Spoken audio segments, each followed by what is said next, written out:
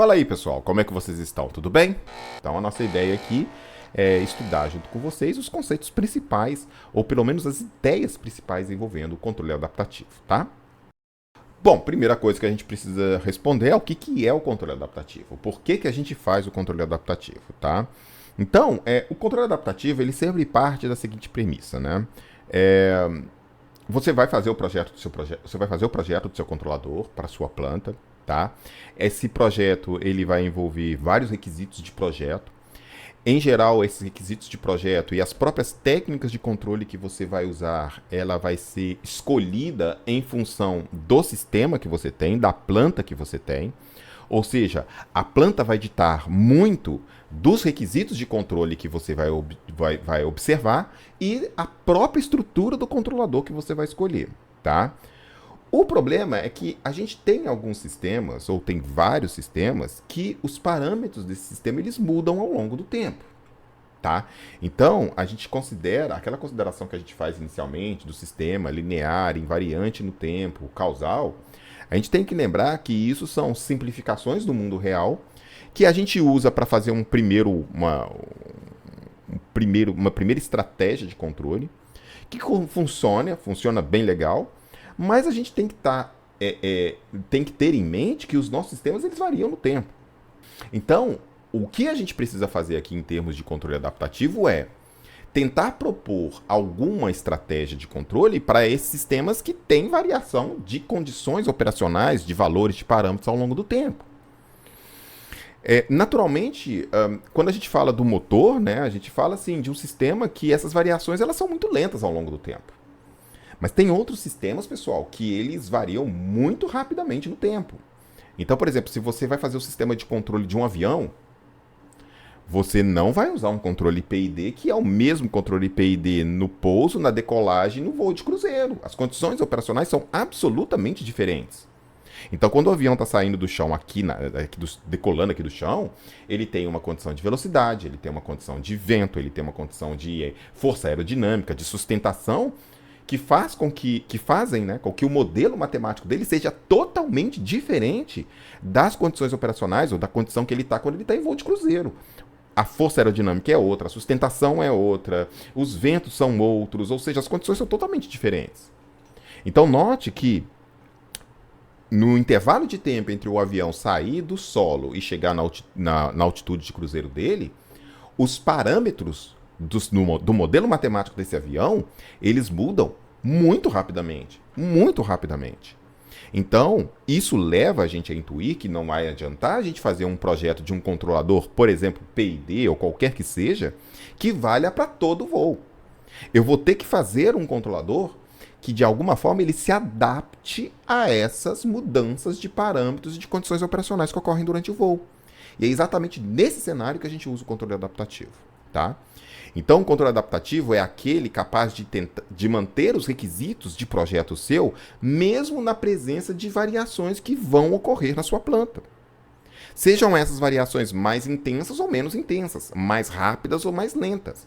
Mas o controlador adaptativo ele vai ter exatamente essa capacidade de se adaptar às condições do seu sistema naquele instante para tentar prover um controlador para aquele instante que garanta que os seus requisitos e os seus objetivos sejam atendidos, tá? Então, isso dá origem ao controle adaptativo, que não é uma teoria nova. O controle adaptativo, ele começou a ser estudado antes do controle robusto, tá? Então, já há resultados de controle adaptativo há bastante tempo, tá? Existem várias formas diferentes de fazer controle adaptativo, de várias estruturas diferentes, com várias premissas diferentes, tá? Mas todas essas premissas, elas entram nesse mesmo conjunto. Um controlador que visa a se adaptar às condições da planta, tentando prover a mesma condição operacional, os mesmos objetivos, os mesmos requisitos, independente do que está rolando na planta, tá? Então essa é a ideia. Bom, existem vários tipos, várias estruturas de controle adaptativo. E cada uma dessas estruturas, ela vai depender de condições, de como que seu modelo é construído, como que você quer lidar com um problema de controle adaptativo, enfim, tá? Mas, basicamente, o que a gente precisa? A gente precisa mexer no controlador em tempo real para que esse controlador se adapte às variações da planta, tá? E basicamente aqui a gente tem basicamente três tipos, ou dois tipos mais fortes, tá? De controle adaptativo. O primeiro é o que a gente chama de controle indireto. O controle indireto é o seguinte: se os parâmetros variantes da sua planta eles são estimados online e os parâmetros do controlador são ajustados com base nessas estimativas. Ou seja, eu tenho uma planta. Para essa planta, eu crio um estimador dos parâmetros do modelo dessa planta online, que a gente vai falar sobre isso já já, tá? Ou seja, eu tenho que estimar os parâmetros dessa planta e com base nesses parâmetros estimados, eu calculo os parâmetros do controlador, tá? Então, primeiro eu estimo os parâmetros e com base em alguma regra, eu pego esses parâmetros e ajusto o controlador. Isso é o que a gente chama de controle adaptativo do tipo indireto. Ou seja, eu ajusto o controlador via os parâmetros que eu estou estimando da planta. Tá? Já o controlador adaptativo direto é quando o modelo da planta ele é parametrizado em função dos parâmetros do controlador. Ou seja, é como se eu pegasse o modelo da planta e parametrizasse ele em função do Kp, do Ki e do Kd do meu sistema, do meu controlador PID, por exemplo. E aí eu ajusto esse parâmetro do controlador diretamente pela parametrização que eu fiz da planta. Ou seja, é como se eu escrevesse os parâmetros da planta e parametrizasse esse parâmetro em função dos ganhos de controle e ajustasse esse ganho de controle automaticamente. É óbvio que eu continuo tendo que estimar os parâmetros, fazer uma estimativa dos parâmetros. Só que agora essa estimativa dos parâmetros ela é feita com base em um modelo parametrizado dos seus parâmetros do controlador. Do controlador. É exatamente isso, do controlador. Tá? Então, os parâmetros do controlador eles são então estimados diretamente. Eu não passo por uma estimativa dos parâmetros da planta para depois ajustar o controlador. Eu parametrizo os parâmetros do controlador em função do modelo da planta e na hora que eu faço a estimativa, eu já faço a estimativa diretamente dos ganhos do controlador, tá? Então, isso é o que a gente chama de um controle adaptativo direto, sem intermediários, ou seja, não tem ali o cálculo intermediário da estimativa da planta. É um controle um pouco mais enroscado para você calcular, exatamente porque você depende de conseguir fazer uma parametrização dos ganhos do seu controlador em função dos parâmetros da planta, tá? Então, não é sempre que a gente consegue fazer isso. É bem mais comum a gente fazer o controle indireto, tá? Mas existem algumas abordagens que também usam um controle adaptativo direto para fazer isso, tá? Então, aqui é só deixando bem clara a diferença. O controle indireto, eu primeiro estimo os parâmetros e com essas estimativas dos parâmetros da planta, eu faço um ajuste do controlador. No caso direto, eu parametrizo os ganhos do controlador em função da planta e ajusto diretamente pela estimativa desses parâmetros do controlador. Um outro jeito de fazer é o que a gente chama de modelo de referência, tá? O MHAC, tá? Então, é um controle adaptativo por modelo de referência. Bom, uma forma da gente projetar o controlador adaptativo é através de um modelo de referência para o sistema da malha fechada. No caso do modelo de referência, tá? No controle por modelo de referência, eu vou usar um modelo de malha fechada que eu desejo para minha malha fechada e vou tentar ajustar o controlador de forma que o sistema em malha fechada real, que tem o controlador e tem a planta, ele vá se ajustando a esse modelo de referência por meio de um índice que eu vou tentar testar, que eu vou otimizar, de forma que a diferença entre o modelo de referência para a malha fechada e a malha fechada real, ela tenda para o menor valor possível, tá? Ela tenda para zero, idealmente, nunca vai tender para zero, porque o seu modelo de referência que você quer para malha fechada, obviamente, não é o seu sistema de malha fechada, tá? Então, sempre vai haver um erro. O que você quer fazer com que esse erro seja o menor possível. Tá? Bom, você também pode fazer um controle adaptativo por modelo de referência indireto e direto. Então, o que eu estou querendo dizer é que as duas principais classes de controle adaptativo são controle adaptativo indireto, em que você primeiro faz uma estimativa da sua planta para depois usar essas estimativas para ajustar o controlador. Ou seja, você tem esse intermediário no meio do caminho, você tem ali uma estimativa da planta, dos parâmetros da planta no meio do caminho. E o modelo, o controle adaptativo direto, em que você não tem esse caminho. Você parametriza os seus ganhos do controlador pelo modelo da planta e ajusta direto. Estima esses parâmetros do ganho do controlador e ajusta direto o seu controlador, tá? para o modelo de referência, a gente também pode ter um modelo de referência que a gente chama de modelo de referência indireto ou direto, tá?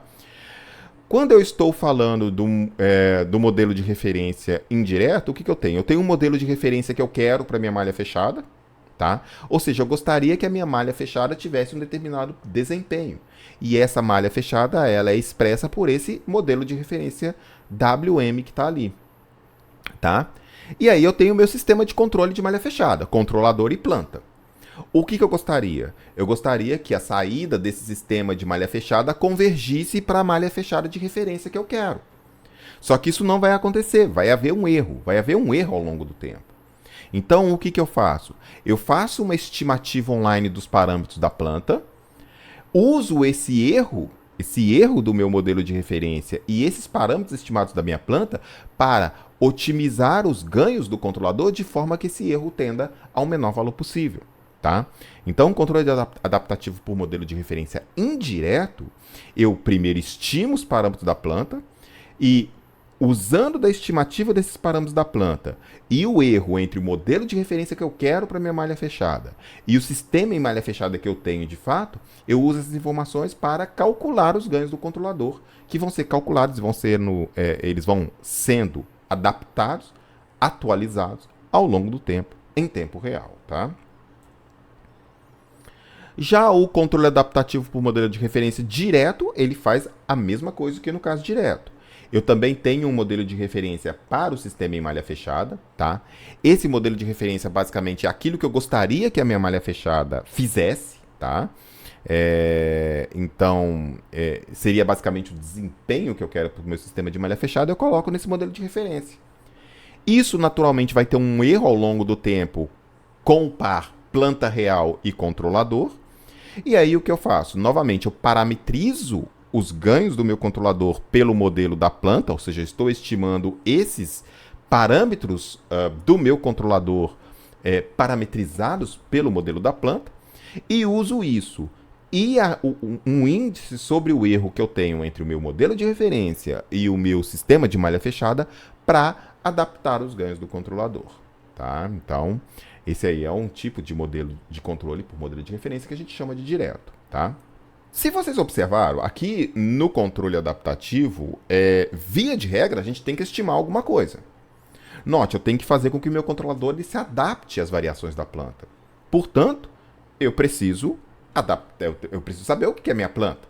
Então, mesmo no caso direto, em que eu vou fazer o controle adaptativo direto, ou seja, sem estimar os parâmetros da planta especificamente, eu preciso estimar esses parâmetros parametrizados pelos parâmetros da planta. Ou seja, eu tenho que ir lá encontrar aqueles ganhos do controlador que estão lá em função dos parâmetros da planta, tá?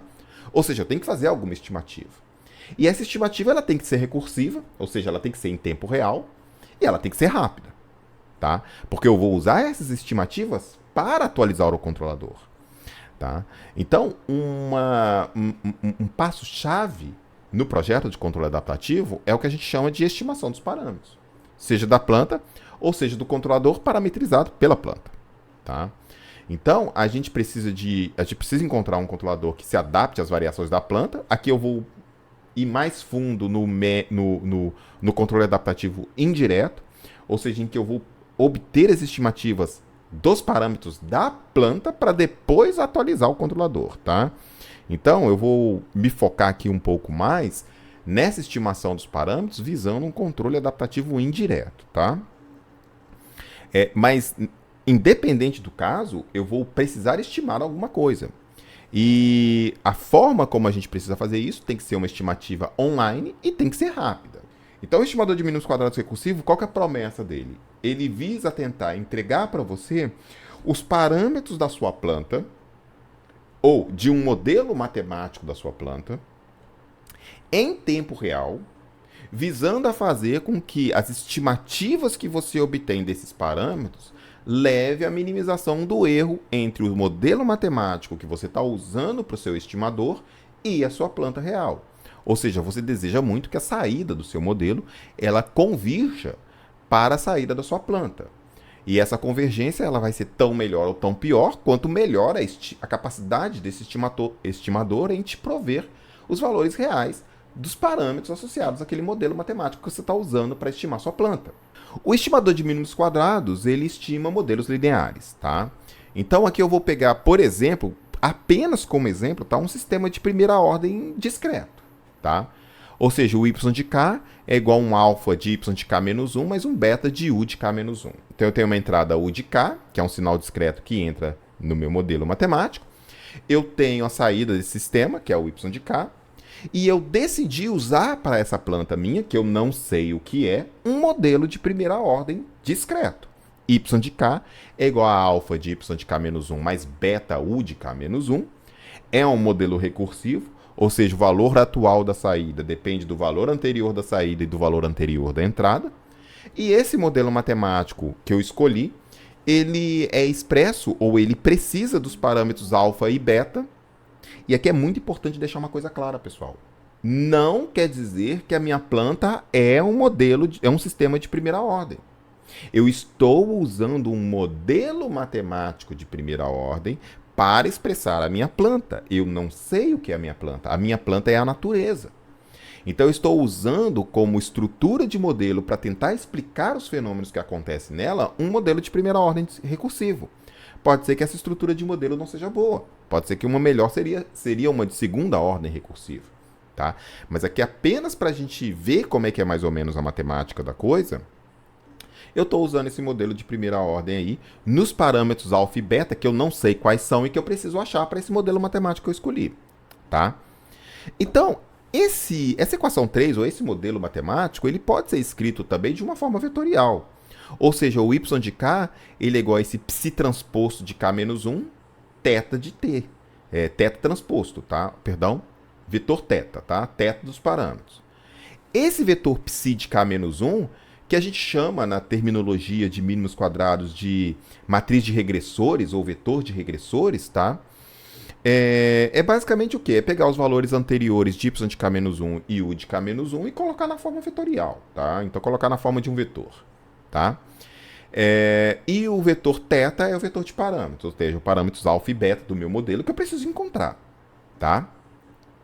Então, quando eu pego um modelo de primeira ordem e escrevo o meu psi de k menos 1 como sendo y de k menos 1, u de k menos 1, e o meu vetor θ como sendo alfa e beta, lembrando que aí naturalmente sempre a gente tem que manter uma coerência, né? A gente sempre está falando de vetores coluna, e por isso que aparecem os transpostos aí, exatamente para que as dimensões sejam todas adequadas, tá? Uma vez que a gente escreve esse modelo de primeira ordem dessa forma, eu consigo aplicar o algoritmo de mínimos quadrados que eu estou apresentando para vocês aqui nessa definição, tá? Então, estimador de mínimos quadrados recursivo. Considere o seguinte modelo linear nos parâmetros. Y de k é igual a psi transposto de k menos 1 θ, vetor. Eu consigo pegar qualquer sistema linear nos parâmetros de qualquer ordem e escrever dessa forma. Naturalmente, o meu psi de transposto vai aumentar. O meu θ vai ter mais parâmetros, tá? Mas não tem problema nenhum, você consegue fazer. Então, a estimativa de mínimos quadrados para θk, ou seja, é uma estimativa, por isso tem um chapéuzinho em cima, tá? Tem um circunflexo em cima. Θ chapéu, a gente está dizendo que é uma estimativa dos parâmetros θ, alfa e beta do meu modelo, tá? No instante k, ou seja, é um estimador de mínimos quadrados que ele vai atualizando o θ de k, o θ estimado de k ao longo do tempo. Ele pode ser obtido recursivamente a partir dessas equações, 6, 7 e 8, tá? Na equação 6, basicamente, eu estou calculando o meu ganho de otimização do meu mínimos quadrados, ou seja, é um ganho que visa a reduzir o erro entre a saída do meu modelo e a saída da minha planta, tá? Essa matriz P, ela é basicamente o que a gente chama de matriz de covariância do meu estimador de mínimos quadrados, ou seja, ela basicamente me entrega a variância da minha estimativa, ou seja, a covariância das estimativas do meu parâmetro, tá? E essa matriz P ela também vai variando ao longo do tempo, ela vai se adaptando ao longo do tempo. E a equação 8 ela me dá exatamente essa variação, essa atualização da minha matriz de covariância no instante k, dados os dados que eu calculei antes, tá? Então, a equação 6 ela me dá o ganho, a equação 7 ela me dá a estimativa, que ela tem a ver com a estimativa anterior, então o θ atual ela o θ estimado atual tem a ver com θ estimado no instante anterior, mais um fator de correção que visa fazer com que o erro entre a saída do meu modelo e a saída da minha planta real, ela seja o menor possível, tá? E, finalmente, na equação 8, eu faço a adaptação, eu faço a atualização dessa matriz de covariância que eu vou usar de novo na equação 6 e 7 no próximo instante de tempo. Ou seja, é um algoritmo recursivo, tá? Então, ele vai rodando ao longo do tempo. Aqui alguns detalhes, né? Várias coisas que a gente pode fazer. Por exemplo, a gente precisa saber as condições iniciais dos parâmetros, mas essas condições iniciais eu posso chutar os valores, que se o meu algoritmo estiver funcionando legal, vai haver a convergência dessas condições iniciais para o valor certo, para o valor final dos parâmetros, tá? E para a matriz de covariância inicial, que a gente precisa de uma para começar o processo, a gente pode começar ela como uma matriz identidade, lembrando que a matriz de covariância ela tem que ser simétrica, tá? Então a gente pode usar uma matriz de covariância, por exemplo, inicial como sendo uma identidade, mas a convergência fica mais rápida, ou seja, os parâmetros eles vão mais rapidamente para os seus valores reais se a gente usa uma identidade multiplicada por um número grande, um número 10 a 3, 10 a 6, 10 a 4, 10 a 5, entendeu? Isso favorece a convergência para os parâmetros reais fica mais rápida, tá? Essa formulação que a gente apresentou aqui para vocês de mínimos quadrados recursivo, ela é muito legal quando você está querendo fazer um algoritmo recursivo para parâmetros que não mudam muito ao longo do tempo, eles mudam muito devagar, tá? Então, o algoritmo de mínimos quadrados recursivo no formato anterior, ele leva em consideração toda a informação no tempo desde que você começou ele. Então, se o seu modelo ele varia muito rápido, pode ser que o seu algoritmo de estimativa dos parâmetros, né, desse modelo, ele fique muito lento face às variações que ocorrem na planta. E isso ocorre porque ele vai lembrando de todos os dados que estão armazenados nas suas estimativas desde a inicialização, desde que você colocou aquele P de 0 lá. E isso pode ser inconveniente, por exemplo, para uma planta que varia ao longo do tempo, ela varia mais rápido. Você quer que o seu modelo, o seu estimador de mínimos quadrados, ele acompanhe essa variação da sua planta. Para resolver este problema, a gente costuma fazer um algoritmo de mínimos quadrados que a gente chama de algoritmo de mínimos quadrados recursivo com fator de esquecimento. Ou seja, eu coloco um fator de correção nos meus mínimos quadrados que dá um peso menor para dados que ficaram muito tempo para trás e que favorece dados mais recentes. Então, quando a gente coloca um fator de esquecimento no meu algoritmo de mínimos quadrados, o que eu estou tentando fazer é esqueça aqueles dados que vieram lá do começo, porque a minha planta já mudou muito desde então. Então, dê um foco maior para os dados que estão mais recentes, porque eles refletem melhor o que está acontecendo com a minha planta nesse instante. Então, a solução que a gente usa aqui para tentar fazer isso é colocar um fator de esquecimento gama no algoritmo que faz exatamente isso. Ela faz uma correção de forma que dados muito antigos eles sofram uma penalização exponencial muito grande e que, portanto, esse algoritmo favorece mais os dados mais atuais, tá? Qual que é a formulação desse mínimos quadrados com fator de esquecimento? Bom, são essas equações que estão aí, tá? Considere o seguinte modelo linear nos parâmetros 9, que é a mesma formulação do caso anterior. Então, as estimativas de mínimos quadrados θ chapéu de K pode ser obtida recursivamente através das equações 10, 11 e 12. As equações 10, 11 e 12, elas são muito, muito, muito parecidas com aquelas do mínimos quadrados recursivos sem fator de esquecimento. A 11 é igual, a expressão 11 é absolutamente a mesma. Mas se você observar a 10 e a 12, aparece ali um fator gama nessa expressão. Esse fator gama, ele é um fator de correção exatamente para que o ganho que você está usando na sua estimativa de mínimos quadrados e a atualização da sua matriz de covariância, ela sofra uma penalização para dados que vieram muito de trás, tá? Então, tipicamente, a gente coloca esse gama ali entre 0 e 8 e 1. Se você tiver o gama igual a 1, não tem esquecimento, ou seja, ele está pegando todos os dados desde a inicialização e está levando eles, está dando o mesmo peso para eles, tá? Se você colocar um gama mais próximo de 0,8, você está esquecendo mais, ou seja, você está com um foco maior apenas naqueles dados que estão ali mais nas redondezas da sua variação, tá? Gama muito abaixo de 0,8, 0,5, 0,3, 0,4, pessoal, a gente só usa mesmo para sistemas cuja variação dos parâmetros do tempo é muito intensa, é muito rápida, tá? Porque o seu algoritmo começa a esquecer muita coisa, começa a esquecer muitos dados mais importantes do passado.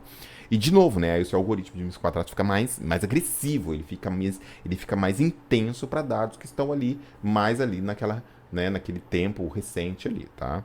Então a gente costuma colocar aí entre 0,8 e 1. Claro, esse valor ele vai depender, obviamente, do seu problema, do seu propósito de controle, tá? E 1 corresponde a não ter fator de esquecimento nenhum, e 0,8 ele está começando a esquecer. Quanto menor o gama, mais rapidamente ele esquece os dados mais antigos, né? Uma função exponencial, né?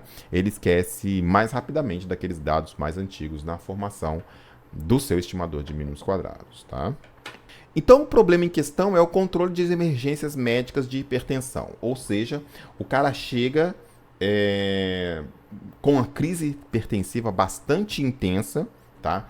No plantão, na emergência, e esse cara tem que ser medicado. Só que esse cara, naturalmente, cada pessoa tem uma reação diferente ao medicamento que vai curar essa crise, que vai melhorar essa crise, tá? E aí, o que geralmente é feito é uma tentativa e erro. O médico vai lá, coloca um pouquinho do medicamento, vê o efeito disso no paciente, e de acordo com o efeito do que rolar no paciente, ele vai lá e coloca mais medicamento ou menos medicamento. A proposta é tentar criar um controle adaptativo para que, ao longo do tempo, o controlador aprenda, e coloca aprenda aí com bastante aspas, porque aprender hoje em dia está sendo usado de uma maneira muito estranha, mas que ele se adapte à condição própria daquele paciente e que ele vai gerindo a introdução do medicamento no paciente em tempo real, tá? Então, o problema em questão é o controle de emergências médicas de hipertensão, onde desejamos que o controle adaptativo gerencie a injeção de medicamento do paciente ao longo do tempo para recuperá-lo de uma crise hipertensiva, tá? Bom, a questão aqui é o seguinte, eu tenho um paciente que ele tem todo um modelo matemático referente, né, ou todo um comportamento físico referente à ingestão do medicamento. Então, é um medicamento que é introduzido no paciente para fazer a pressão dele baixar. Só que você não pode introduzir muito medicamento, porque se o paciente, mesmo numa crise hipertensiva, ele volta muito rápido, ele pode ter consequências até fatais, tá? Então você precisa fazer o paciente voltar daquela crise hipertensiva, mas não pode ser muito rápido nem muito devagar. Se for muito devagar, aquele paciente vai ficar em sofrimento por muito tempo. Se for muito rápido, tem um efeito colateral. O paciente pode até entrar em choque e morrer. Você não pode deixar isso acontecer. Tá? Então, você tem que gerenciar como que esse medicamento ele é introduzido no paciente. O médico faz isso, evidentemente, usando da sua experiência, né? Usando dos anos de medicina, dos casos práticos que ele lidou. Isso, naturalmente, tem a ver, isso pode trazer uma pressão naquele pessoal técnico que está ali lidando, né? E demanda muito da experiência do médico, tá? Aqui eu estou apresentando basicamente a ideia para vocês. Então, aqui está o paciente ali em rosinha e no lado direito, né, tem um modelo matemático que descreve como que o paciente ou os pacientes se comportam matematicamente da introdução deste medicamento, tá? Então, você vai lá, você tem uma taxa de infusão desse medicamento, você tem a resposta do medicamento, tá? E você tem várias outras coisas que afetam a pressão arterial da pessoa, tá? Então, como que a pessoa está respirando, existe um offset disso que é para cada pessoa, ou seja, tem pessoas que elas já são, naturalmente, elas têm uma pressão arterial mais alta, tem outras que têm uma pressão arterial mais baixa, naturalmente, né? Você pode também colocar um modelo de ruído branco exatamente para prever certas flutuações do comportamento do paciente em relação à sua pressão arterial, tá? E você tem ali o modelo matemático do catéter, né? Você está introduzindo esse medicamento, você tem o comportamento do paciente e você vai ter ali na saída a pressão arterial deste paciente, tá? E aí, basicamente, a proposta é o quê? Você fazer um controle adaptativo disso. O que esse controle adaptativo ele faz? Ele mede os parâmetros do modelo de hipertensão, né, de tensão arterial daquele paciente, e com base nessas estimativas, ele atualiza o controlador adaptativo e com isso ele vai lá e injeta mais ou menos medicamento em tempo real nesse paciente. Tá? Então, naturalmente, o controle tem que ser adaptativo porque ele lida com vários pacientes diferentes que ele precisa aprender, ele precisa adaptar a injeção de medicamento em função daquele paciente. Então, aqui, basicamente, nesse artigo em particular, a gente usou um controlador PID, que ele usa o estimador de mínimos quadrados, tá? Então, ele usa o estimador de mínimos quadrados para fazer a atualização dos ganhos desse controlador PID, tá? É um controlador PID discreto, obviamente, tá? E a gente usa ali alguns filtros, né? Vocês devem ter observado ali algum algoritmo de filtragem, exatamente porque a gente quer que o paciente siga um determinado modelo de referência. Ou seja, eu quero que o sistema em malha fechada, ou seja, a pressão arterial do paciente, ele tenha um comportamento em malha fechada dado por um modelo de referência que eu quero. Esse modelo de referência é escolhido para quê? Para que o paciente volte da sua crise de hipertensão com uma boa saúde, para que ele não tenha nenhum efeito colateral da infusão do medicamento, que é um medicamento muito forte, tá? Então tem que tomar bastante cuidado, tá? Então esses filtros, eles visam basicamente a colocar esse modelo de referência que vai fazer com que o meu estimador ele tente achar uma condição para os ganhos do meu controlador, estimar os parâmetros da planta e ajustar os ganhos do controlador, tal que esse modelo de referência, ou seja, o sistema em malha fechada, se comporte mais ou menos da forma como previsto ou prevista por esse modelo de referência, tá?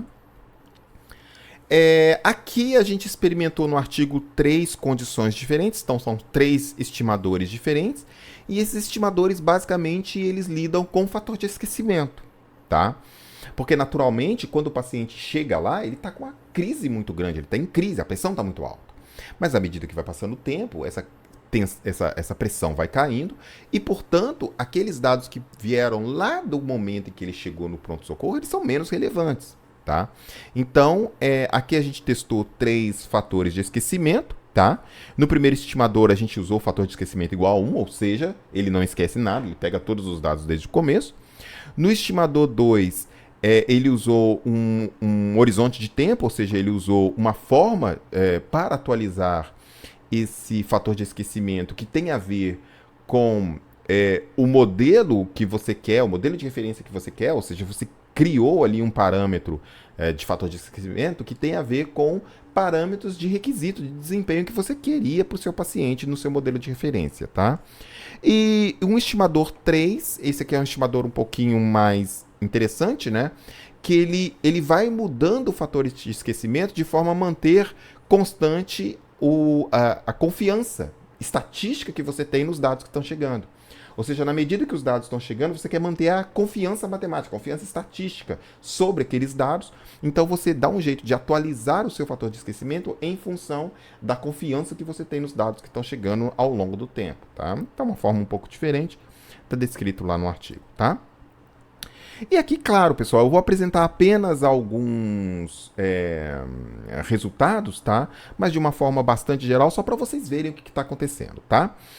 Aqui, infelizmente a figura está errada, tá? O primeiro gráfico é estimador 1, estimador 2 e estimador 3. Então, estimador 1 é sem fator de esquecimento. Estimador 2 é com aquele fator de esquecimento constante calculado de acordo com o modelo de referência, tá? E o estimador 3 é aquele com essa forma de estimação deste fator de esquecimento, levando em conta manter o nível de confiança do seu modelo, tá? E aqui no gráfico, você vai ter algumas coisas. A curva azul, a curva vermelha e a curva amarela para vocês aí são 3 tipos de pacientes diferentes. Quando você vai classificar esses pacientes para fins de escolher o seu modelo de referência, para escolher qual que é a sua abordagem, esses pacientes eles são classificados de acordo com a sensibilidade que ele tem ao medicamento. E, obviamente, isso depende de pessoa para pessoa. Mas como você não pode considerar toda toda a diversidade, você seleciona esses pacientes, ou você agrupa esses pacientes em certas classes que incluem um nível maior de sensibilidade ao medicamento e um nível menor. Então você tem desde o paciente que ele é muito sensível ao medicamento, você colocou o medicamento, a pressão dele já cai muito rápido, até aquele paciente que ele é muito resistente ao medicamento. Tá? E aí você tem que colocar uma dose maior para a pressão baixar. Tá? Então essas curvas azul, vermelha e amarela, ela mostra 3 dessas classes. Então 3 níveis do paciente. No artigo a gente lida com 8 tipos de pacientes, tá? Aqui a gente apresentou apenas 3 que são mais significativos. O paciente que é menos sensível ao medicamento, que é o paciente azul, o paciente que é mais sensível ao medicamento, que é o paciente amarelo, e um intermediário entre eles, que é o paciente vermelho, tá? A curva preta que vocês estão vendo aí, essa curva contínua preta, é o modelo de referência. Ou seja, seria exatamente o modelo que eu gostaria que o meu paciente seguisse, tá? É o modelo matemático que eu gostaria que o meu sistema em malha fechada, ou seja, o meu paciente em malha fechada, sendo controlado adaptativamente, ele seguisse, tá? E a linha tracejada que está aí são requisitos técnicos que a gente gostaria que não fossem violados, tá? Ao longo do processo, tá bom? Mas eu acho que o mais importante para vocês verem aqui é a linha preta, que é o modelo de referência que a gente colocou para esse sistema de controle adaptativo, tá? Então, no caso 1, em que você tem apenas lá o